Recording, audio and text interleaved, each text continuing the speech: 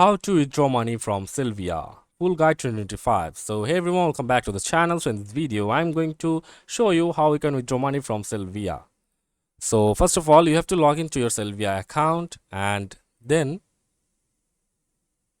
uh, you you will be redirected to this dashboard as you can see here, and then you have to just click on the lower left corner my accounts option, and then it will take you to the accounts dashboard. And as you can see from here, if you click on home, it will show a option like account balance, like available funds.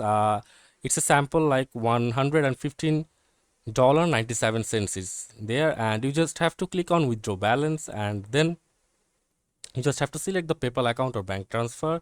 So we can say that you must have to connect your PayPal account and bank account, or bank account to your Sellvia account, and then let's select the PayPal account, and you just have to give your email account email, and click on confirm and send.